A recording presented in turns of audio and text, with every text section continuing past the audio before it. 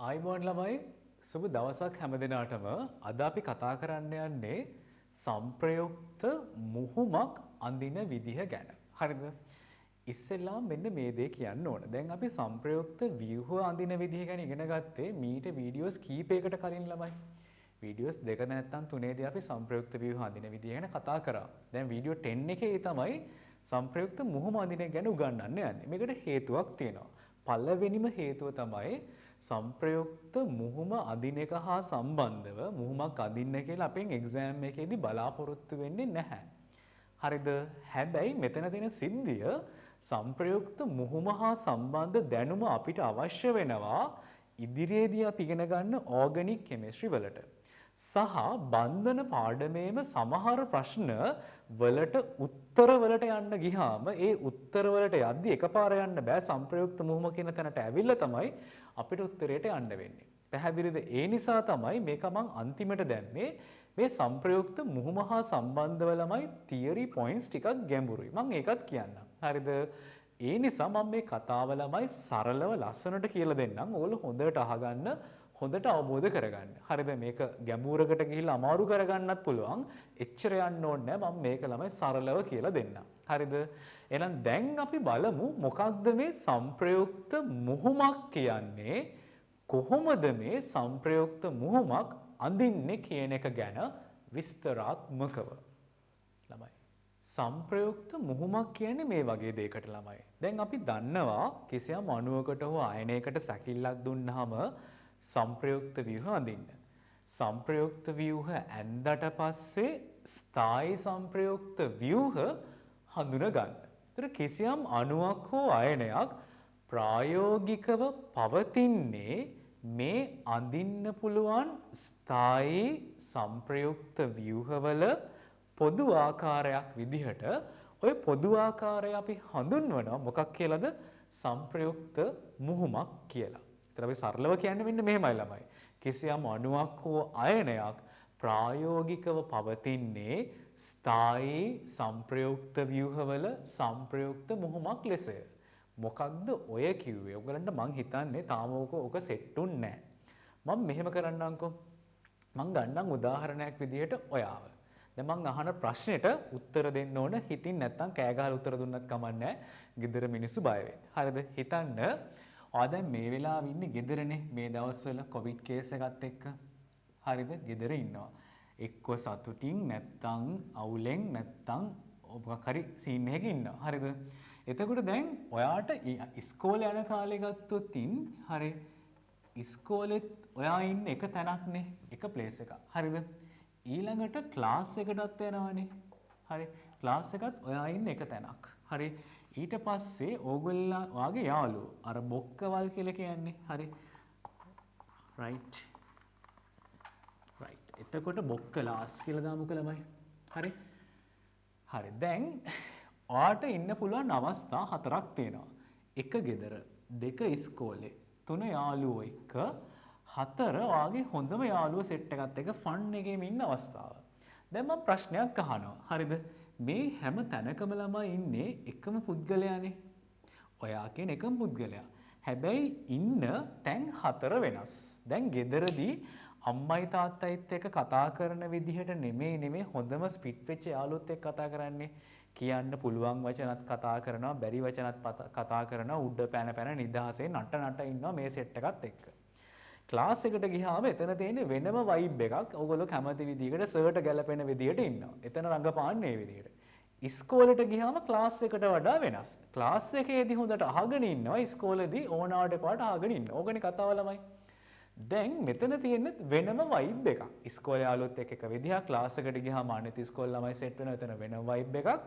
හැබැයි මේ වයිබ් හතරෙම ඉන්නේ එක පුද්ගලයා. මගේ ප්‍රශ්නේ තමයි ඕගොල්ලෝ හිතන විදිහට ඔයාට ස්ථායීම අවස්ථාව මේ හතරෙන් මොකක්ද? මම මේ ක්ලාස් එකේ සාමාන්‍යයෙන් කෙමිකල් බොන්ඩින් පාඩම කරද්දි මම මේක අහන ප්‍රශ්නයක්. ගොඩක් ළමයි දෙන උත්තරය තමයි සර් අපි කැමති යාළුවොත් එක්ක ඉන්න. ඕක තමයි අපේ ස්ථායීම අවස්ථාව කියලා. හරිද? හරි. මෙහෙමයි. යාළුවොත් එක්ක ඉන්න අවස්ථාව ස්ථායී වෙන්න පුළුවන්. ඇයි ඒ ෆන් එකේ hina වෙලා ඉන්නවනේ. හැබැයි ඔය අවස්ථාව ළමයි తాවකාලිකයි. හරිද? මොකද ඕගොල්ලන්ට කන්න බොන්න දෙන්නේ කවුද? කන්න බොන්නේ හම්බ වෙන්නේ කොතනින්ද? ගෙදර අම්මගෙන් තාත්තගෙන්නේ. අඳින්න පළඳින්න ඇඳුම් සෙට් වෙන්නේ කොහෙන්ද? ගෙදර අම්මගෙන් තාත්තගෙන්නේ. Tamanට වඩාත් ආරක්ෂිත පරිසරය තියෙන්නේ කොතනද? ගෙදර. පැහැදිලිද? ඒ නිසා ළමයෙක්ට ස්ථායීම අවස්ථාව මොකක්ද කියලා අහුවොත් දෙන්න තියෙන උත්තරේ මොකද්ද ළමයි? ගෙදර. දැන් කතාව මෙන්න මේකයි. හිතන්න මේ ඉස්කෝලේ ක්ලාස් එක යාළුවොත් එක්ක ගෙදර ඉන්නවනේ. මේ ඉන්න එකම පුද්ගලයා මේ පහු කරන්නේ එයාගේ සංප්‍රයුක්ත ව්‍යුහ කියලා හිතන්නකො. මොනවාද මේ සංප්‍රයුක්ත ව්‍යුහ? එතන මේ එකම පුද්ගලයා හරිද ස්ථායීව පවතින්නේ මේ සංප්‍රයුක්ත ව්‍යුහවල පොදු තැනක. ඕක තමයි අපි හඳුන්වන්නේ යාගේ සංප්‍රයුක්ත මුහුම කියලා. ඒතර යම් කවුරු හරි ළමයෙක් ඉන්නවා නම් එයාට ගෙදර ඉන්න විදිහටම හරි සතුටින් ඉස්කෝලේ ඉන්නත් පුළුවන්. සතුටින් ක්ලාස් එකේ ඉන්නත් පුළුවන්. ෆන් එකේ යාළුවෙක් එක්කත් ඉන්න පුළුවන්. හරිද? ඒ වගේ ළමෙක් ස්ථායීතාවෙන් වැඩි. ඒතර තව කවුරු ළමයෙක් ඉන්නවා එයාට ගෙදර අය දිරවන්නෙත් නැහැ. ඉස්කෝලෙත් දිරවන්නෙම නැහැ. ක්ලාස් එකට යන්න හිතෙන්නෙම නැහැ. ඒක කැමතිම යාළුවොත් එක්ක වල බහින්න. ඉතින් ඒක ස්ථායී වෙයිද? නැහැ. පැහැදිලිද ළමයි? අන්න ඔය පොයින්ට් එක ළමයි හොඳින් අවබෝධ කරගන්න සංප්‍රයුක්ත ව්‍යුහ හා සම්බන්ධවත්. කිසියම් අණුවකට හෝ අයනයකට වැඩිපුර සංප්‍රයුක්ත ව්‍යුහ අඳින්න පුළුවන් නම් ඒ වගේමයි ඒ අඳින සංප්‍රයුක්ත ව්‍යුහ වලින් වැඩි සංප්‍රයුක්ත ව්‍යුහ ප්‍රමාණයක් ස්ථායී වේ නම් අපි සලකනවා එම ව්‍යුහය නැත්නම් එම සංයෝගය ස්ථායී සංයෝගයක් කියලා. එහෙනම් යම් සංයෝගයක් දීලා මේ සංයෝගය ස්ථායී සංයෝගයක්ද ස්ථායී නැති සංයෝගයක්ද කියලා අහුවොත් ඕගොල්ල කරන්න ඕන මෙන්න මේ දේ. ඒ සංයෝගය සහ සංයුජ සංයෝගයක් නම් සැකිල්ලක් ඇඳලා ලුයිස් ව්‍යුහයක් ඇඳලා සංප්‍රයුක්ත ව්‍යුහ ටික ඇඳගෙන යන්න. වැඩි සංප්‍රයුක්ත ව්‍යුහ ගණනක් ඇඳලා පස්සේ වැඩි ස්ථායී සංප්‍රයුක්ත ව්‍යුහ ගණනක් හඳුනා ගන්න පුළුවන් නම් ඒ කියන්නේ එයා ස්ථායීතාවයෙන් වැඩි සංයෝගයක් වෙනවා කියලා. පැහැදිලිද ළමයි කියපු දේ? දැන් අපි ගත්තොතින් දේශපාලකයෙක් ගැන හිතන්න යම් දේශපාලකයෙක් ඉන්නවා එයාට සමාජයේ උසස් තැන්වලත් හොඳ යාළුවෝ ඉන්න ඕන විදිහට හැසිරෙන්න පුළුවන්. මධ්‍යස්ථත් එහෙමයි ආයේ කම්කරුවොත් එක්කත් සාමාන්‍ය මට්ටමේ මිනිසුත් එක්කත් බිම් මට්ටමේ මිනිසුත් එක්කත් හොඳට ආශ්‍රය කරලා ඉන්න පුළුවන්. එහෙනම් මේ පුද්ගලයා හරිද හැම සමාජ මට්ටමකටම ගියාම හරිද ඒගොල්ලොත් එක්ක සුහදශීලීව කතා කරලා හොඳින් ගනුදෙනු කරලා සතුටින් ඉන්නවා. ඒ කියන්නේ යාට හැම සමාජ තලයක් එක්කම ගනුදෙනු කරන්න පුළුවන්. එහෙනම් ඒ වගේ පුද්ගලෙක් දේශපාලනික වශයෙන් ස්ථාවරයි. හැබැයි යම් කෙනෙක් ඉන්නවා නම් එයාට දිරවන්න එක සෙට් එකක් විතරක් නම් හරිද? එයාට හැමෝම දිරවන්න නැත්නම් එක කුලකයක් එක්කක් විතරයි නම් එයා ඉන්නේ. එයා සමාජීය වශයෙන් ටිකක් අස්ථායි. පැහැදිලිද ළමයි කියපු දේ? රයිට්? එහෙනම් සමාජීය වශයෙන් ඕගොල්ලන්ට ස්ථායී වෙන්න ඕන නම් ඕගොල්ලෝ මෙන්න මේ කාරණේ මතක තියාගන්න. හරිද? සමාජයත් එක්ක ගනුදෙනු කරන්න ගියාම තරහ වෙන්න යන්න එපා. හැමෝත් එක්කම පුළුවන් විදිහට ලිමිට්ස් තියාගෙන හැමෝම ආශ්‍රය කරන්න. එතකොට ඔයගොල්ලෝ සමාජීය වශයෙන් ස්ථාවර වේවි. ඔය වගේම කතාවක් තමයි ළමයි සංප්‍රයුක්ත ව්‍යුහ සහ සංප්‍රයුක්ත මුහුම අතරේ තියෙන්නේ. මම පැහැදිලිවද ළමයි කියපු දේ? හරි. එහෙනම් මේ කාරණය තියරි පොයින්ට් එකක් විදිහට හරි තියරි පොයින්ට් එකක් විදිහට හොඳට මතක තියාගන්න හැම ළමයෙක්ම. හරිද? යම් කිසි අණුවකට හෝ අයනයකට වැඩි සංප්‍රයුක්ත ව්‍යුහ ගණනක් ඇඳිය හැකි නම් හරිද? එම සංප්‍රයුක්ත ව්‍යුහ වලිනුත් වැඩි සංප්‍රයුක්ත ව්‍යුහ ගණනක් ස්ථායී නම් එම සංයෝගය අපි සලකනවා ස්ථායී සංයෝගයක් කියලා. පැහැදිලිද? ඒ වගේමයි යම්කිසි අණුවක් හෝ අයනයක් ප්‍රායෝගිකව පවතින්නේ අර අපි අඳින ස්ථායී සංප්‍රයුක්ත ව්‍යුහවල සංප්‍රයුක්ත මුහුමක් ලෙස. දැන් අපි යන්නේ අන්න ඔය ස්ථායී සංප්‍රයුක්ත මුහුම අඳින වැඩේට. අපි ළමයි උදාහරණ වලට ගිහිල්ලා එකින් එක බලමු කොහොමද මෙහෙම සංප්‍රයුක්ත මුහුමක් අඳින්නේ කියලා. සංප්‍රයුක්ත මුහුම තේරුම් ගන්න අපි පළවෙනි උදාහරණය විදිහට තෝරගමු කාබනේට් අයනය. සූත්‍ර වෙන්නේ CO3 2-. හරිද? අපි ඉස්සෙල්ලාම කාබනේට් සඳහා අඳින්න පුළුවන් සංප්‍රයුක්ත ව්‍යුහ ටික අඳිමු. කාබනේට් කියන්නේ මෙන්න මේ විදිහට ඉන්න කාබන්ගේ වටේ තලියේ ත්‍රිකෝණාකාර ජ්‍යාමිතියක් තියෙන අයනයක්. හරිද? හරි. මෙයාට තව සංප්‍රයුක්ත ව්‍යුහයක් අඳින්න කියලා කිව්වොත් සැකිල්ලේ පරමාණු වල පිහිටීම වෙනස් කරන්නේ නැතුව ෆයි බොන්ඩ් එක වටේ යවන්න. හරිද? එහෙනම් කාබන්ව මෙතනින් දාගත්තා. මෙතනින් ඔක්සිජන්. ඒක තනි බන්ධනයක් කරමු. මේක ඩබල් බොන්ඩ් එකක් කරමු. මේක තනි බන්ධනයක් කරමු. එක සැර යුගල් 3 බැගින් දෙන්න, එක සැර යුගල් 3 බැගින් දෙන්න, එක සැර යුගල් දෙකක් මෙතෙන්ට දෙන්න. ඊළඟට කාබන් මෙතන, ඔක්සිජන් මෙතන, ඩබල් බොන්ඩ් එකක් මෙතෙන්ට දාන්න. මෙතන එක සැර යුගල් 3යි, මෙතන එක සැර යුගල් 3යි, මෙතන එක සැර යුගල් 2යි. දැන් මේ ඇඳලා තියෙන ළමයි කාබනේට් සඳහා අඳින්න පුළුවන් ස්ථායීම සංප්‍රයුක්ත ව්‍යුහ තුන. දැන් මේ සංප්‍රයුක්ත ව්‍යුහ තුන ළමයි අපි අද සෛද්ධාන්තිකවනේ. කාබනේට් සඳහා ප්‍රායෝගික මට්ටමට ඇවිල්ලා කාබනේට් අයනය දිහා බලපුවාම නිරීක්ෂණය කරපු දේ තමයි කාබනේට් අයනයේ CO බන්ධන තුනක් තියෙනවා. හරිද? විශේෂත්වය උනේ CO බන්ධන තුනේ CO බන්ධන තුනම දිගින් සමාන වුණා. දිගින් සමාන වුණා ප්‍රායෝගිකව. දැන් මේක ළමයි පට්ට අවුලක්. ඇයි අපි දැන් සංප්‍රයුක්ත ව්‍යුහ තුනක් ඇඳන්නේ. මේ තුනම ස්ථායීනේ. ඕනේ හේකුට පේනවා ඇස් පේන එකෙට එක ඩබල් බොන්ඩ් එකයි තනි බන්ධන දෙකයි. ද්විත්ව බන්ධනයක් නිසා මේ බන්ධනය දිගින් අඩු වෙන්න ඕන. තනි බන්ධන දෙකක් නිසා මේ දෙක දිගින් වැඩි වෙන්න ඕන මේ ඩබල් බොන්ඩ් එකට වඩා. එහෙනම් කාබනේට් අයනය සඳහා හරිනම් එන්න ඕන එක CO බන්ධනයක් දිගින් අඩු වෙලා අනෙක් CO බන්ධන දෙක දිගින් වැඩි වෙන්න ඕන මේ ද්විත්ව බන්ධනයට වඩා.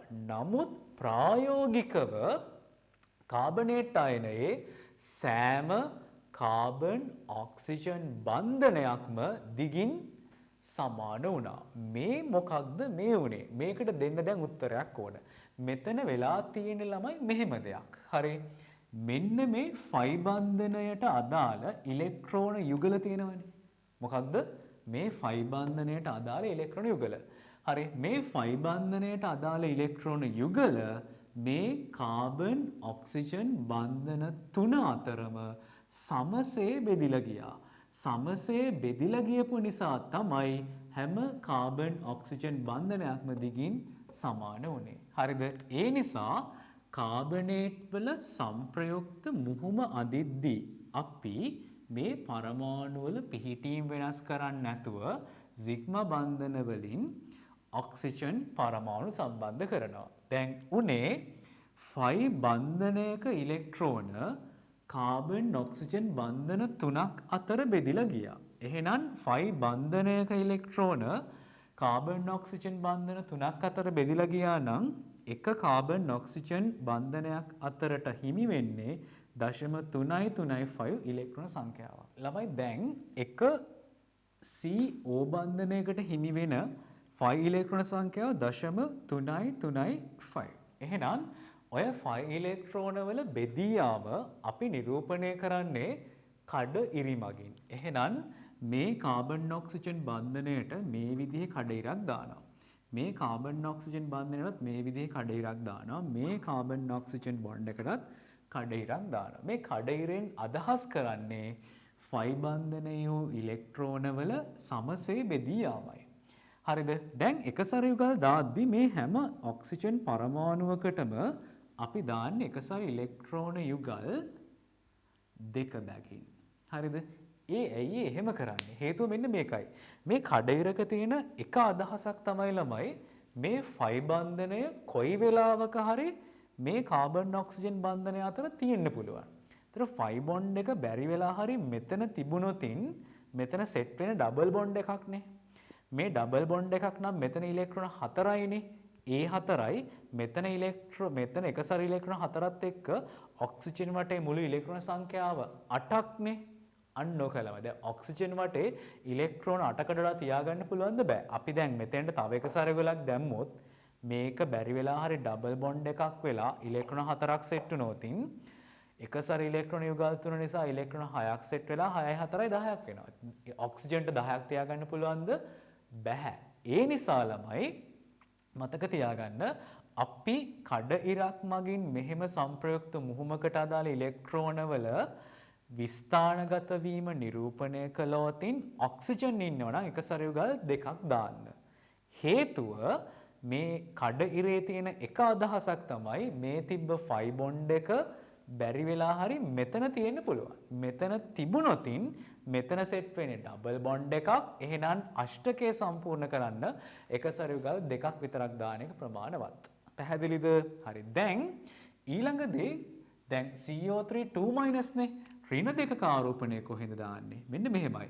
මේ ඍණ දෙකක ආරෝපණය වඩාත් විද්‍යුත් ඍණ ඔක්සිජන් පරමාණු 3 අතර සමසේ බෙදී යන බව සලකනවා. එහෙනම් මේ ඔක්සිජන් පරමාණුව ගාවට ඍණ 2 බෙදීම 3ක ආරෝපණයක් දෙන්න. මෙතනත් ඍණ 2 බෙදීම 3යි. මෙතනත් ඍණ 2 බෙදීම 3ක ආරෝපණයක් දෙන්න. එහෙනම් මේ ඇඳලා තියෙන්නේ කාබනේට් සඳහා සංප්‍රයුක්ත මුහුම. බලන්න මේ දේ. මේ හැම CO බන්ධනයකම දැන් බන්ධනවලට අදාළ ඉලෙක්ට්‍රෝනික ස්වරූපය සමානයි. ඒ නිසා දැන් අපිට බය නැතුව කියන්න පුළුවන් කාබනේට් වල හැම CO බන්ධනයක්ම දිගින් සමානයි කියලා. පැහැදිලිද? මේ විදිහට ෆයි ඉලෙක්ට්‍රෝන CO බන්ධන අතර බෙදී යනවනේ. ඔය බෙදී යන ක්‍රියාවලිය අපි හඳුන්වන්නේ ඉලෙක්ට්‍රෝන විස්ථානගත වීමක් කියලා. මොකක්ද ඉලෙක්ට්‍රෝන විස්ථානගත වීමක් කියලා? ඒ නිසා මේ අඳින ලද සංප්‍රයුක්ත මුහුමට අපි විස්ථානගත ඉලෙක්ට්‍රෝන පද්ධතියක් කියලා කියනවා. එහෙනම් මතක තියාගන්න මේ දේ. සංප්‍රයුක්ත මුහුමක් කියන්නේත් විස්ථානගත ඉලෙක්ට්‍රෝන පද්ධතියක් කියන්නේත් ඔය දෙකම එකක්. පැහැදිලිද? ෆයි ඉලෙක්ට්‍රෝන බන්ධන අතර බෙදී යාමේ ක්‍රියාවලිය තමයි අපි හඳුන්වන්නේ ෆයි ඉලෙක්ට්‍රෝන විස්ථානගත වීමක් කියලා. අවසානයේට අඳින සංප්‍රයුක්ත මුහුමටම තමයි අපි විස්ථානගත ඉලෙක්ට්‍රෝන පද්ධතියක් කියන්නේ. තේරුණාද? තව වැදගත්ම කාරණයක් තියෙනවා කියලා දෙන්න.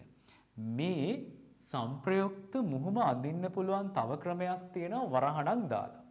හරිද? එතනදී අපි කරන්නේ ඔය සංප්‍රයුක්ත මුහුම ඔය විදිහටම අඳිනවා.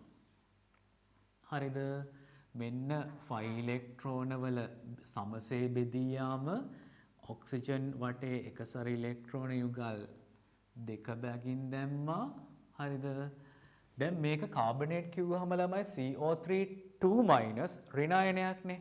ඔය ඍණ දෙකක ආරෝපණය අපිට පුළුවන් මේ විදිහේ කොටු වරහනකින් වරහන් කරලා ඍණ දෙක එළියෙන් දාන්න. පැහැදිලිද? එහෙනම් මේ ඇඳලා තියෙන්නේ කාබනේට් සඳහා වන සංප්‍රයුක්ත මුහුමම තමයි ළමයි. මේ දෙකම හරි රයිට් මේ දෙකම හරි කිසි වැරද්දක් නැහැ. විශේෂත්වය හරි මෙතන කොටු වරහණක් දාපු එක මෙතන කොටු වරහණක් දාලා ඍණ දෙක එළියෙන් දාපු නිසා හැම ඔක්සිජන් පරමාණුවකම විධිමත් ආරෝපණය ඍණ දෙක බෙදීම 3 බැගින් දාන්න ඕනේ නැහැ. මේ දෙකෙන් වඩාත් නිවැරදි මේ වරහණක් ඇතුලේ සංප්‍රයුක්ත මුහුම අදින එක. හේතුව මෙන්න මේකයි. කාබනේට් අයනය ගත්තාම ඍණ දෙකක ආරෝපණයක් තියෙනවනේ. අපි සලකනවා ওই ඍණ දෙකක ආරෝපණය මේ කාබනේට් අයනයේ හැම පරමාණුවක් මතම සමසේ ව්‍යාප්ත වෙලා තියෙනවා. ඒ නිසා ළමයි සංප්‍රයුක්ත මුහුමක් අඳිද්දී උත්සාහ කරන්න අඳින්න කියලා බැරි වෙලා හරි කිව්වොත් කොටු වරහණක් ඇතුලේ අඳින්න.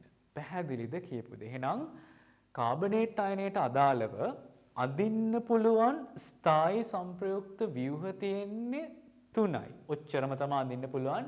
අඳින්න පුළුවන් ව්‍යුහ 3ම ස්ථායි. හරිද? එතකොට මේ ව්‍යුහ 3ෙම එක ෆයි බන්ධනයයි තියෙන්නේ. CO බන්ධන 3ක් තියෙනවා.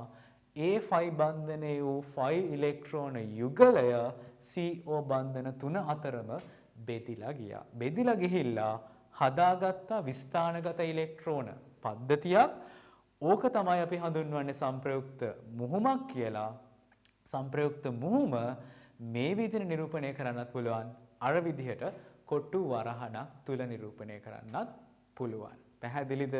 හරි. අපි දැන් තවත් උදාහරණ වලට ගිහිල්ලා සංප්‍රයුක්ත මුහුමක් අඳින විදිහ තවත් හොඳින් තේරුම් ගමු. ඊළඟ උදාහරණය නයිට්‍රේට් අයනය. අපි ඉස්සෙල්ලාම නයිට්‍රේට් අයනයට අඳින්න පුළුවන් ස්ථායි සංප්‍රයුක්ත ව්‍යුහ ඇඳලා ඊට පස්සේ සංප්‍රයුක්ත මුහුමට යමු. හරිද? නයිට්‍රේට් ගත්තොත් ළමයි නයිට්‍රජන් වටා ඔක්සිජන් පරමාණු ඉන්නේ මේ විදිහේ තලීය ත්‍රිකෝණාකාර ලෙස. එක NO බන්ධනයක් දිත්ව අනෙක් NO බන්ධන තනි බන්ධන මෙතන විධිමත් ඍණ එකයි මෙතන විධිමත් ආරෝපණ ඍණ එකයි නයිට්‍රජන් ගාව ධන එකයි. මේකට තව සංප්‍රයුක්ත ව්‍යුහයක් ඇන්දොතින් අපිට පුළුවන් මේ ෆයි බොන්ඩ් එක දැන් තැන් දෙකකට මාරු කරන්න. එහෙනම් මේ ෆයි බොන්ඩ් එක මෙතෙන්ට ගහලා ඩබල් බොන්ඩ් එකක් දාමු. එහෙනම් මෙතන මේක තනි ද්විත්ව බන්ධනයක් කරා එක සරයුගල් 2යි මෙතන එක සරයුගල් 3යි මෙතන ඔක්සිජන් එක සරයුගල් 2යි. ඊළඟට ඔය ඩබල් බොන්ඩ් එක මෙතෙන්ට මාරු කරන්න. එහෙනම් නයිට්‍රජන් මෙතන ඩබල් බොන්ඩ් එක මෙතන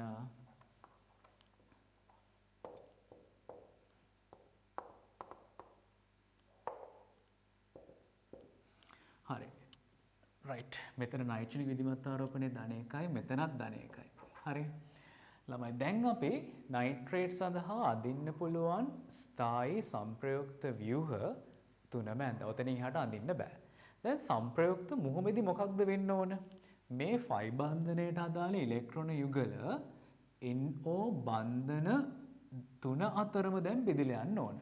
දැන් එහෙනම් ෆයි බන්ධනයකට අදාළ ඉලෙක්ට්‍රෝන යුගලක් බෙදලා යන්න ඕන NO බන්ධන තුනක් අතරටනේ. එහෙනම් එක NO බන්ධනයකට හිමිවන ෆයි ඉලෙක්ට්‍රෝන සංඛ්‍යාව 0.335 වෙනවනේ. හරිද? රයිට්. එහෙනම් දැන් අපි සංප්‍රයුක්ත මුහුම අඳිමු. එහෙනම් සැකිල්ලේ පරමාණු වල පිහිටීම් වෙනස් කරන්නේ නැහැ.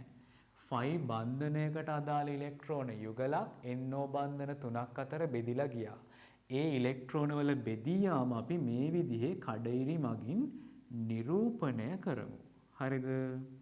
එතකොට මේ එක ඔක්සිජන් පරමාණුවක් මතට එකසර ඉලෙක්ට්‍රෝන යුගල් දෙකක් බැගින් ලබා දෙන්න. හරිද? ඊළඟ වැදගත්ම දේ. මෙතන ළමයි දැන් නයිට්‍රේට් ගත්තොතින් තිබුණේ හරි ඍණ එකක විධිමත් ආරෝපණයක්නේ. ඔය ඍණ එකක විධිමත් ආරෝපණය ඔක්සිජන් පරමාණු 3ක් අතර බෙදලා යන්න ඕන. එහෙනම් මේ ඔක්සිජන්ට දාන්න ඍණ 3න් එකක්. මෙයාට ඍණ 3න් එකක්. මෙයාට ඍණ 3න් එකක්. සහ අමතක කරන්න එපා නයිට්‍රජන් ගාව ධන එකක විධිමත් ආරෝපණයක් තිබුණා. එහෙනම් මෙන්න නයිට්‍රේට් සඳහා සංප්‍රයුක්ත මුහුම. මේ සංප්‍රයුක්ත මුහුම මෙහෙම අඳිනවට වඩා වඩාත්ම හොඳම ක්‍රමය මොකක්ද? කොටු වරහණක් තුල අඳින එක. එහෙනම් කොටු වරහණක් දාන්න මෙහෙම. හරිද? අර සංප්‍රයුක්ත මුහුමම මේ කොටු වරහණ තුල මෙහෙම නිරූපණය කරන්න.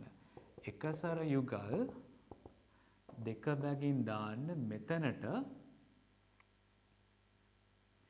ෆයි බන්ධන තුනක්. හරි. දැන් ළමයි නයිට්‍රේට් වල 1 එක දාන්න මෙන්න මේ එළියෙන්. හරිද? රයිට්. එතකොට කොටු වරහණක් ඇතුළේ නිරූපණය කරපුවාම එක් පරමාණුවේ විධිමත් ආරෝපණ දාන්න ඕනේ නැහැ. මේ විධිමත් ආරෝපණ වල VG එකතුව තමයි එහා පැත්තෙන් ඍණ එක විදිහට කොටු වරහණෙන් පිට දාලා තියෙන්නේ.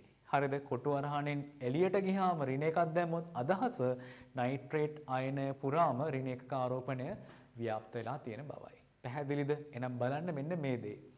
නයිට්‍රේට් අයනය ගත්තාම එක NO බන්ධනයකට හිමි ෆයි ඉලෙක්ට්‍රෝන සංඛ්‍යාව කීයද? 0.335. මෙන්න මේ ෆයි බන්ධන ගණනය කරපු විදිහ තියෙනවානේ. ඕක මතක තියාගන්න.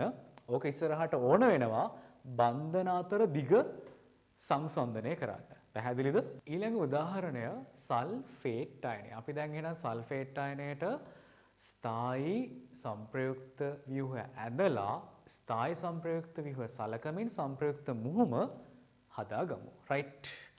සල්ෆේට් අයනය ගත්තොතින් සල්ෆර් වටා ඔක්සිජන් පරමාණු 4ක් තියෙනවා. ඔතනින් එක ඔක්සිජන් පරමාණු දෙකක් අතර පවතින ද්විත්ව බන්ධන අනෙක් ඒවා තනි බන්ධන. මෙතනින් ඍණ මෙතනින් ඍණ. හරිද? අපිට මේ සල්ෆේට් අයනය සඳහා තවත් සංප්‍රයුක්ත ව්‍යුහ අඳින්න පුළුවන් මෙහෙම. මේ ඩබල් බොන්ඩ්ස් ළමයි දැන් වටේ තනින් තන මාරු කරලා අපිට පුළුවන් ස්ථායි සංප්‍රයුක්ත ව්‍යුහ අඳින්න. හරි. අපි එහෙනම් අඳින්න මෙන්න මෙහෙම. right. හරි. ඩබල් බොන්ඩ් එක මෙතන තිබ්බනේ. මෙතන ඩබල් බොන්ඩ් එක දීලා එකක් අදිමු. එතකොට මෙතන එක සරගල් 2යි මෙතන එක සරගල් 3යි 1 මයිනස් මෙතන එක සරගල් 3යි 1 මයිනස්. හරි. තවත් සංප්‍රයුක්ත ව්‍යුහයක් අදින්න කිව්වොත් ඉස්සෙල්ලාම සැකිල්ල අදින්න. හරි. මෙතන ඩබල් බොන්ඩ් එක තිබ්බනේ. මෙතන ඩබල් බොන්ඩ් එක දෙන එක සරගල් 2යි එක සරගල් 2යි එක සරගල් 3යි 1 මයිනස් මෙතන එක සරගල් 3යි 1 මයිනස්. තවත් ව්‍යුහයක් ඇන්දොතින් සල්ෆර් මෙතන ඔක්සිජන් ඔක්සිජන් ඔක්සිජන් ඔක්සිජන් මෙතන ඩබල් බොන්ඩ් එක මෙතෙන්ට දෙන්න. මෙතන එක සරගල් 3යි මෙතන එක සරගල් 3යි 1 මයිනස් 1 මයිනස්. හරි. තවත් සංප්‍රයුක්ත ව්‍යුහ අඳින්න පුළුවන්. මේ පැත්තෙන් අඳිමුනේ. දැන් මෙතනින් තව එකක් ගත්තා. සල්ෆර් මෙහෙම ඔක්සිජන් පරමාණු 4 මෙහෙම මෙතන ඩබල් බොන්ඩ් එකයි මෙතන ඩබල් බොන්ඩ් එකයි. ඒතර එක සරගල් 2යි මෙතන එක සරගල් 3 බැගින් මෙතන 1 මයිනස් මෙතන 1 මයිනස්. හරි. ඊළඟට අපිට තවත් සංප්‍රයුක්ත ව්‍යුහ අඳින්න පුළුවන් මෙන්න මෙහෙම. සල්ෆර් මෙහෙම නම් අපි කීයක් ඇඳද 1යි 2යි මෙතන එක සරගල් 2ක් දාන්න 1යි 2යි 3යි 4යි 5යි 6ක් නේ. ඔව්. මෙතන මේ දෙන්නට ඩබල් බොන්ඩ් එක දෙන්න. හරිද?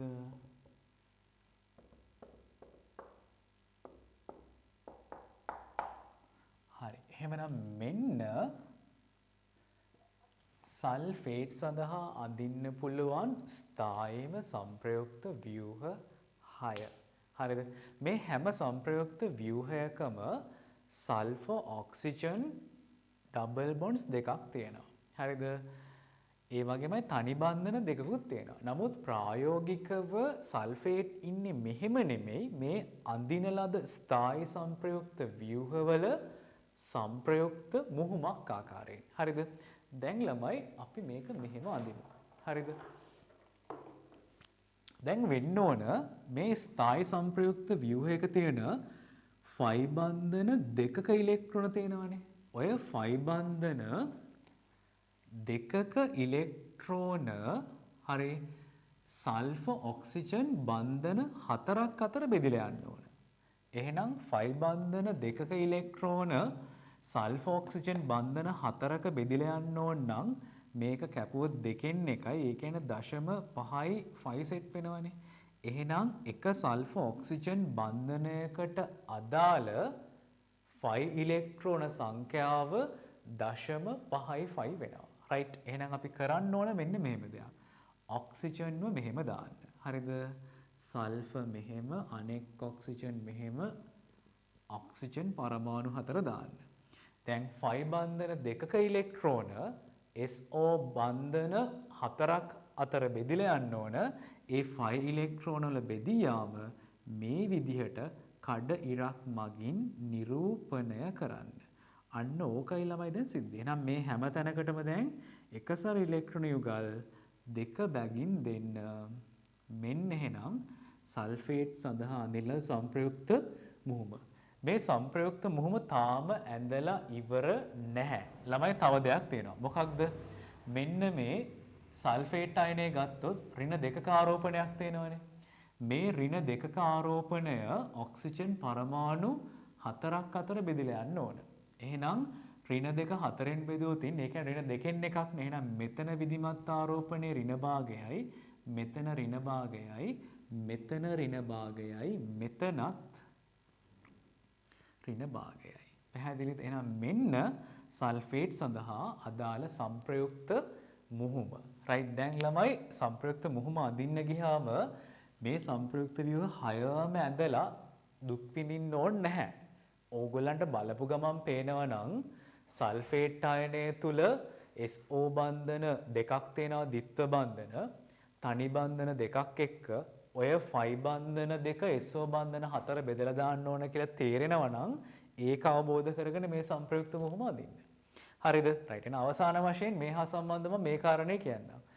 සල්ෆේට් අයනයේදී SO බන්ධනයකට අදාළ 5 ඉලෙක්ට්‍රෝන සංඛ්‍යාව 0.55.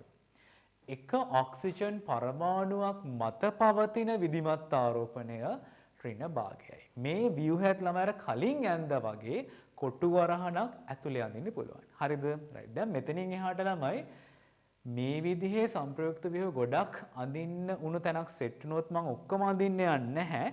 ඒ අඳින ස්ථායි සංප්‍රයුක්ත ව්‍යුහ දිහා බලලා සංප්‍රයුක්ත මුහුම ගොඩ නගන්නම් ඒ කරන විදිහ ළමයි හොඳින් බලා ගන්න. ඊළඟ උදාහරණය ඕසෝන් අණුව. ඕසෝන් අණුවේ අණුක සූත්‍රය O3. හරි. ඕසෝන් වල සංප්‍රයුක්ත ව්‍යුහ අපි ඉස්සෙල්ලාම ඇඳලෙමු. සංප්‍රයුක්ත ව්‍යුහවලදී හරිද ඔක්සිජන් පරමාණු තුන ගත්තොත් මධ්‍ය ඔක්සිජන් පරමාණු දෙපැත්තේ තව ඔක්සිජන් පරමාණු දෙකක් තියෙනවා. එක ඔක්සිජන් ඔක්සිජන් බන්ධනයක් දිත්ව අනිත් එක තනි. මෙතෙන්ට එක සරයුගල් දෙකක් දාන්න, මෙතෙන්ට එක සරයුගල් තුනක් දාන්න. මෙතන විධිමත් ආරෝපණය ඍණ 1යි, මෙතන විධිමත් ආරෝපණය ධන 1යි.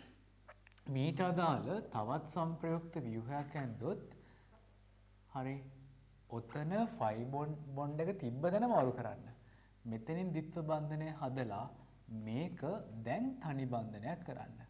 එක සරයුගල් 3ක් දාන්න, මෙතනින් එක සරයුගල් 2ක් දාන්න, මෙතෙන්ට ධන 1ක විධිමත් ආරෝපණයක් දෙන්න. හරි. දැන් කතාව මෙන්න මේකයි. ඕසෝන් අණුව දිහා බලපුවාම ප්‍රායෝගිකව ඔක්සිජන් පරමාණු අතර දැන් බන්ධන දෙකක් තියෙනවානේ OO බන්ධන. ওই දෙකේම බන්ධන දිගින් සමාන වුණා. නමුත් සංප්‍රයුක්ත ව්‍යුහ ගත්තාම එකක් ද්විත්ව එකක් තනි. එහෙනම් මොකක්ද වෙලා තියෙන්නේ? ඕසෝන් අණුව ඉන්නේ Tamanට අඳින්න පුළුවන් ස්ථායි සංප්‍රයුක්ත ව්‍යුහවල සංප්‍රයුක්ත මුහුමක් ආකාරයෙන්. එහෙනම් විය යුතු දේ මෙන්න මේකයි. සංප්‍රයුක්ත මුහුමේදී වෙන්නේ මේ ෆයි බන්ධනයට අදාළ ඉලෙක්ට්‍රෝන යුගල ඔක්සිජන් පරමාණු දෙක අතර පවතින බන්ධන දෙක අතර බෙදිලා යනවා. එතකොට එක ඔක්සිජන් බන්ධනයකට අදාළව බෙදී යන ෆයි ඉලෙක්ට්‍රෝන සංඛ්‍යාව 0.5යි ෆයි වෙනවා. හරිද? එහෙනම් මෙතනින් දාන්න එක කඩ ඉරක්. හරි. මෙතනින් දාන්න තව කඩ ඉරක්. හරි. දැන් මෙතෙන්ට එක සැර යුගලක් දාන්න, මෙතෙන්ට එක සැර යුගල් දෙක බැගින් දාන්න. සංප්‍රයුක්ත මුහුමක් නිසාවෙන් මේක කොටු වරහණකින් වරහන් කරන්න. හරි. එහෙනම් මතක තියාගන්න මෙන්න මේ දේ. මේ තියෙන්නේ ඕසෝන් සඳහා අඳින්න පුළුවන් සංප්‍රයුක්ත මුහුම. හරි. ඕසෝන් අණුවේදී OO බන්ධන දෙකක් තියෙනවා. මේ බන්ධන දෙකේම දිග සර්ව සමයි. හරි. දන්න ඔය කාරණේ ළමයි හොඳට මතක තියාගන්න. මේ පොයින්ට් එක එක්සෑම් එකේ නිතර MCQ වලට ආපු එකක්. හරි. ඕසෝන් අණුවේදී ඔක්සිජන් පරමාණු අතර බන්ධන දෙකක් පවතී. හරි. ඕසෝන් අණුවේදී මේ OO පරමාණු අතර බන්ධන දෙක දිගින් සමානයි. ඒ කතාවත් හරියටම හරි. පැහැදිලිද? එහෙනම් මෙන්න ඕසෝන් වල සංප්‍රයුක්ත මුහුම තවත් විදිහකින් කියනවා නම් විස්ථානගත ඉලෙක්ට්‍රෝන පද්ධතිය. අපි ඊළඟ උදාහරණයේ විදිහට බයිකාබනේට් අයනයට අදාළ ස්ථායි සංප්‍රයුක්ත ව්‍යුහ ඇඳලා ඊට අදාළ සංප්‍රයුක්ත මුහුම ගොඩ නගමු. හරි. හිතන්න මෙන්න මෙහෙම. බයිකාබනේට් වල සැකිල්ල අපිට මේ විදිහට දීලා තියෙනවා. හරි. දැන් HCO3 නම් මේ කෙළවරේ ඔක්සිජන් පරමාණුවක් තනි බන්ධනයක් විදිහට තියලා එතෙන්ට විධිමත් ආරෝපණය ඍණ 1 දෙමු. එහෙනම් මේ ඔක්සිජන් බන්ධනය තනි බන්ධනයක් කරලා එක සැර යුගල් දෙකක් දෙමු. මේ ඔක්සිජන්ට එක සැර යුගල් දෙකයි දෙක බැගින් දෙමු. හරිද? එහෙනම් දැන් මීට අදාළ තවත් සංප්‍රයුක්ත ව්‍යුහයක් අඳින්න පුළුවන් මේ ඩබල් බොන්ඩ් එක මෙතනින් සෙට් කරලා. හරි. එහෙනම් හයිඩ්‍රජන් මෙතන, ඔක්සිජන් මෙතන, කාබන් මෙතන, ඩබල් බොන්ඩ් එක මෙතන. එක සැර ඉලෙක්ට්‍රෝන යුගල් දෙකක් දෙන්න. මේක තනි බන්ධනයක් කරන්න මේක 1 - 1. මෙතෙන්ට එක සරයුගල් 2යි. අපිට පුළුවන් ළමයි තවත් සංප්‍රයුක්ත ව්‍යුහයක් අඳින්න. කොහොමද? මේ තියෙන ෆයි බන්ධනයට අදාළ ඉලෙක්ට්‍රෝන යුගල මේ ඔක්සිජන්ට දෙන්න. එතන මේ කාබන් ගෑස්ට්‍රකේ අසම්පූර්ණ වෙනවානේ. ඒක සම්පූර්ණ කරන්න එක සරයුගල මෙතෙන්ට දීලා මෙතනින් ෆයි බොන්ඩ් එකක් හදන්න. එහෙනම් H එක මෙතන ඔක්සිජන් ගාව දැන් එක සරයුගල් 1යි. එකක් මේ පැත්තට දීලා ඩබල් බොන්ඩ් එක හැදුවා. මේක තනි බන්ධනයක්, මේක තනි බන්ධනයක්. එක සරයුගල් 3 බැගින් තියෙනවා. 1 - සහ මෙතන ධන එකක විධිමත් ආරෝපණයක් සමග. හරිද? දැන් ප්‍රශ්නේ වෙන්නේ මේකයි. කාබනේට් අයනය සඳහා සංප්‍රයුක්ත ව්‍යුහ 3ක් අඳින්න පුළුවන්. නමුත් සංප්‍රයුක්ත මුහුම සෑදීම සඳහා සහභාගී වෙන්නේ ස්ථායී සංප්‍රයුක්ත ව්‍යුහ විතරයි. පැහැදිලිනේ? දැන් මේ ව්‍යුහ සංප්‍රයුක්ත ව්‍යුහ තුනෙන් ස්ථායී සංප්‍රයුක්ත ව්‍යුහ වෙන්නේ මේ මුලින් අඳින ලද මෙන්න මේ ව්‍යුහ දෙකයි. හරිද? අන්තිමට ඇඳපු මේ සංප්‍රයුක්ත ව්‍යුහය අස්ථායී සංප්‍රයුක්ත ව්‍යුහයක් වෙනවා. ඇයි මේ ඔක්සිජන් ගාව ධන එකක විධිමත් ආරෝපණයක් පැවතීම. එහෙමනම් බයිකාබනේට් වල සංප්‍රයුක්ත මුහුම සෑදීම සඳහා සහභාගී වෙන්නේ මේ ඇඳපු ස්ථායී සංප්‍රයුක්ත ව්‍යුහ දෙක පමණි. හරිද? ඔය සංප්‍රයුක්ත ව්‍යුහ දෙක සලකලා දැන් අපි සංප්‍රයුක්ත මුහුම අඳිමු. සංප්‍රයුක්ත මුහුම අඳිද්දී අපි සැකිල්ල අර විදිහටම ඇඳලා බලමු ෆයි බන්ධන කොහොමද බෙදා ගන්න පුළුවන් කියලා. හරිද? දැන් මෙතන ළමයි ෆයි බන්ධනයක් තියෙනවනේ එකක්. ඔය ෆයි බන්ධනට අදාළ ඉලෙක්ට්‍රෝන යුගල මේ පරමාණු අතර බෙදලා යන්න ඕන. දැන් හිතන්න මෙන්න මෙහෙම. අපි පරමාණු අතර ෆයි බන්ධනයට අදාළ ඉලෙක්ට්‍රෝන යුගල් බෙදලා කඩේරි දැම්මොත් එක සැර යුගල් දාන්න වෙන්නේ දෙක බැගින්නේ. හරිද? ඒතර දැන් මෙතන මේ ඔක්සිජන් ගාව කොහොමත් එක සැර ඉලෙක්ට්‍රෝන යුගල් දෙකක් තිබුණා. අපි මෙතෙන්ටත් පුරුද්දට වගේ කඩේරක් දැම්මොත් මොකද වෙන්නේ? ඔතන තියෙන අදහස අර ෆයි බන්ධනය සලකන මොහොතක මෙතන තියෙන්න පුළුවන් කියන එකනේ. ඒතර අර ෆයි බන්ධනයේ සලකන අවස්ථාවක මෙතන තිබුණොත් මේක ද්විත්ව බන්ධනයක් වෙලා ඉලෙක්ට්‍රෝන 4ක් වෙනවා. මෙතන ඉලෙක්ට්‍රෝන 4යි, මෙතන 2යි 6යි, මෙතන 2යි 8යි, මෙතන 2යි 10යි. දැන් ඔක්සිජන්ට ඉලෙක්ට්‍රෝන 10ක් තියාගන්න පුළුවන්ද? බැහැ. එහෙනම් ළමයි මෙතෙන්ට කඩිරක් දාන එක වැරදි. හරිද? එහෙනම් හොඳට තේරුම් ගන්න මේ දේ මේ ෆයි බන්ධනයට අදාළ ඉලෙක්ට්‍රෝන යුගල බෙදිලා ගියේ මෙන්න මේ ඔක්සිජන් පරමාණු දෙක අතර විතරයි. මෙතෙන්ට එහෙම දාන්න ගියොත් මේ ඔක්සිජන්ගේ අෂ්ටකය පනිනවා. පැහැදිලිද? හරි. එහෙනම් මෙන්න බයිකාබනේට් වල සංප්‍රයුක්ත මුහුම බයිකාබනේට් වල 1 - එක දාන්න කොටු වරහනට එළියෙන් මෙන්න මෙහෙම. right. දැන් මෙතනින් ළමයි අපිට හදන්න පුළුවන් MCQ ප්‍රකාශන තියෙනවා. right. simple A. බයිකාබනේට් වල CO බන්ධන 3ක් ඇත. ඔව් ඒ ප්‍රකාශනය හරියටම හරියි. හරිද? බයිකාබනේට් අයනයේ සෑම CO බන්ධනයක්ම දිගින් සමානය. අන්න ඔය කතාව වැරදි. ඇයි මෙන්න මේ CO බන්ධන දෙක නම් දිගින් සමානයි. හැබැයි මේ CO බන්ධනය මෙතන කඩිරි නෑනේ. මෙතෙන්ට ෆයිල් එකකට බෙදලා ගිහිල්ලා නෑනේ. ඒ නිසා ළමයි CO බන්ධන 3ක් තියෙනවා කියන කතාව හරියටම හරි. හැබැයි CO බන්ධන 3ම දිගින් සමානයි කියන කතාව වැරදි. ඊළඟට C ප්‍රකාශනය.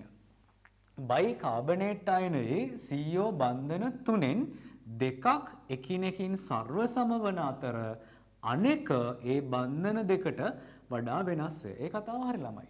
මේ බන්ධන දෙක CO බන්ධන සමානයි කියන්නේ මේ බන්ධනයයි මේ බන්ධනයයි සමසේ බෙදිලා ගිහිල්ලා තියෙනවා. මෙතෙන්ට ෆයිල් ඉලෙක්ට්‍රෝන බෙදිලා යන්නේ නැහැ. ඇයි බෙදිලා ගියොත් මෙතෙන්ට 8 පයින්න යනවා. පැහැදිලිද? මොකද මෙතන මේ ඔක්සිජන්ගේ ඉලෙක්ට්‍රෝන 8කට වඩා තියාගන්න බෑ. පැහැදිලිද ළමයි කියපු දේ? right. හරි. එහෙනම් මේ පොයින්ට් එකත් ළමයි හොඳට මතක තියාගන්න. මේකත් එක්සෑම් එකේ නිතර ඇවිල්ලා තිබුණා පාස් පේපර්ස් වල විශේෂයෙන් සත්‍යයි අසත්‍යයි ප්‍රකාශනවල. මේ විදිහේ නිතර එන MCQ තියෙනවානේ. ඒවා ඉස්සරහටත් ළමයි නිතර රිපීට් වෙන්න පුළුවන් ප්‍රශ්න. සහ මේවම වෙන විදිහකට අහන්නත් පුළුවන්. පැහැදිලිද? අපි තවත් උදාහරණ වලට යමු.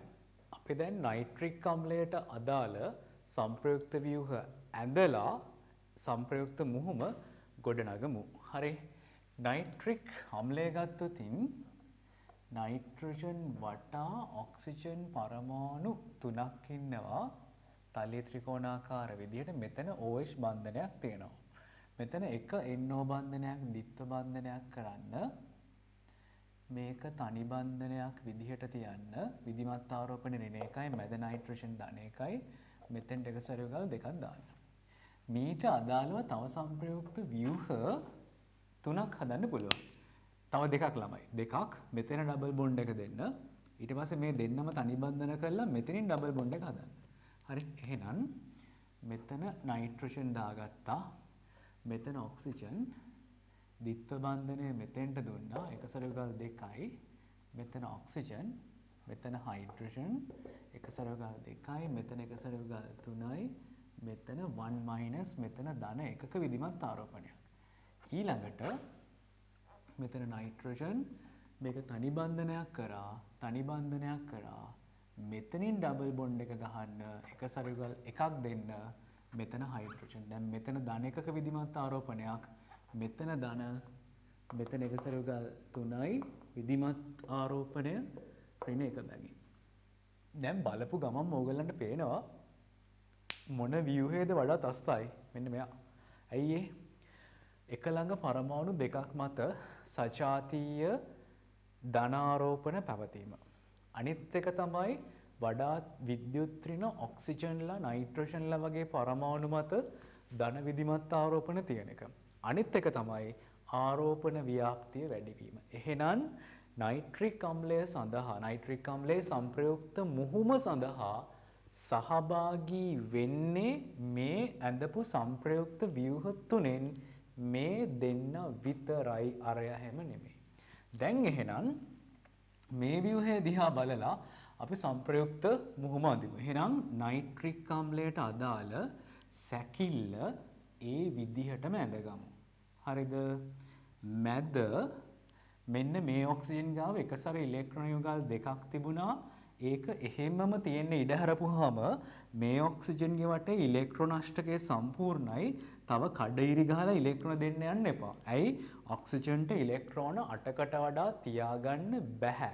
එහෙමනම් මේ ෆයි බන්ධනයට අදාළ ඉලෙක්ට්‍රෝන යුගල බෙදලා යන්න ඕන මෙන්න මේ NO බන්ධන දෙක අතරයි. එහෙනම් ෆයි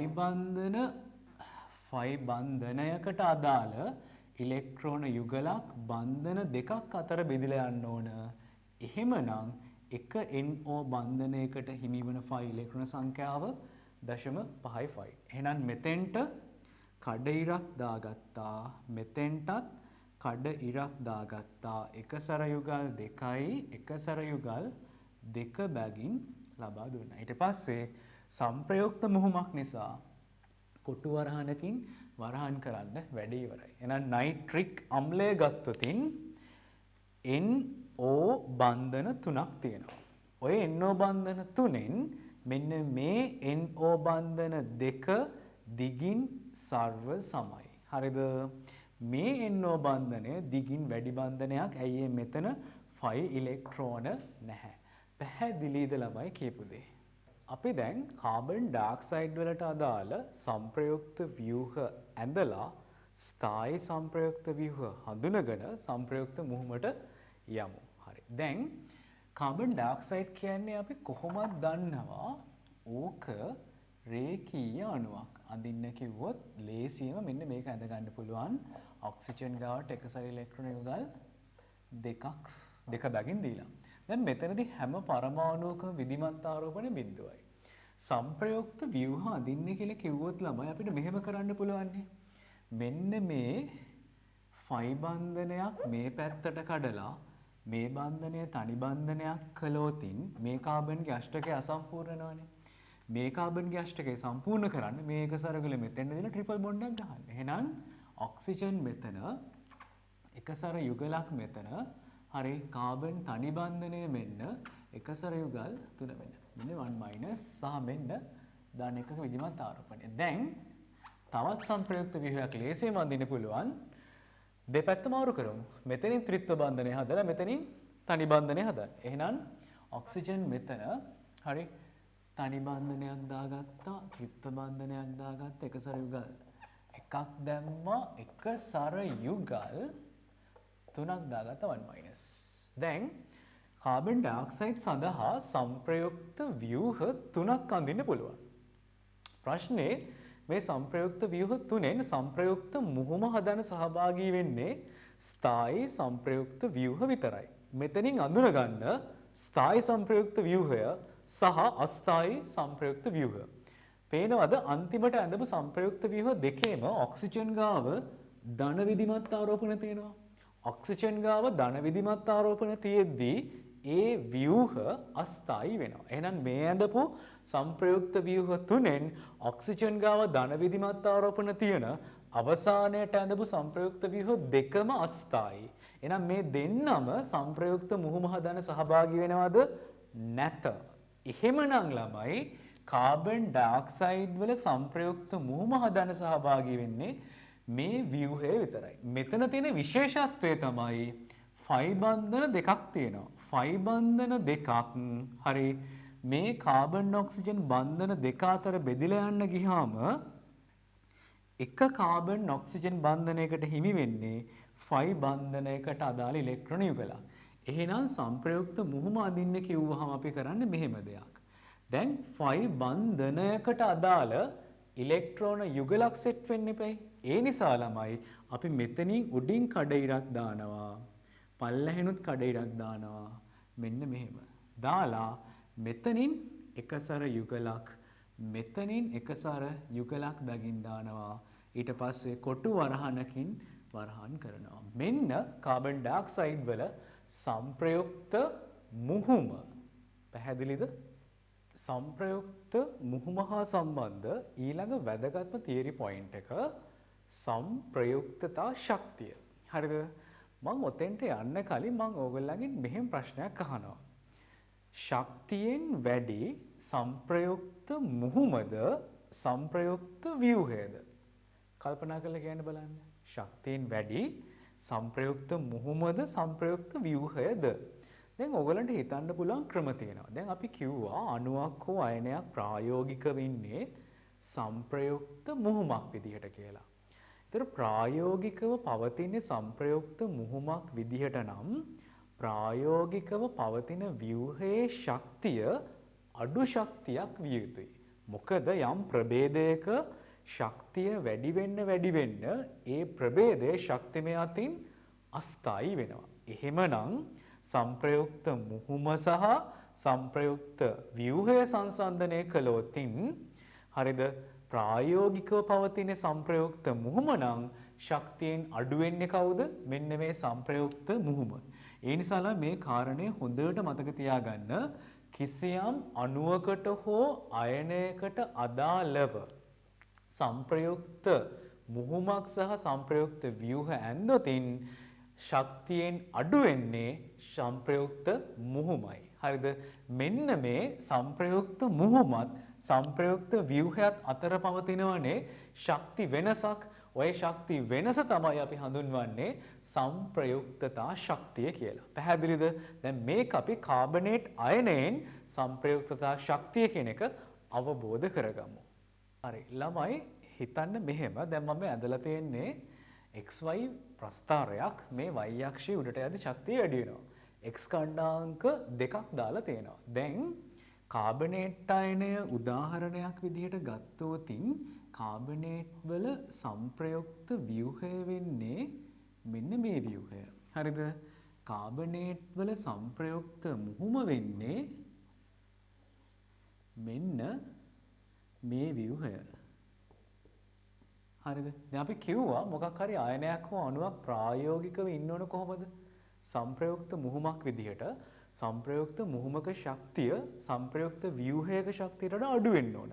එහෙනම් මේ x ඛණ්ඩාංක දෙකින් ශක්තියෙන් අඩු වෙන්න ඕන එහෙනම් කාගේ සංප්‍රයුක්ත මුහුමේ. මොකද y අක්ෂය උඩට යනවා කියලා කියන්නේ ශක්තිය වැඩි වෙනවා. එහෙමනම් ශක්තියෙන් අඩු තැන ඉන්න ඕන මෙන්න මේ කාබනේට් වල සංප්‍රයුක්ත මුහුමයි මෙතනින් කඩ ඉරක් දාන්න මෙතනින් කඩ ඉරක් මෙතනින් කඩ ඉරක් එකසර ඉලෙක්ට්‍රෝන ගාල් දෙක බැගින් දාන්න කොටු වරහනකින් වරහන් කරන් 2- දාන්න මෙතනින්.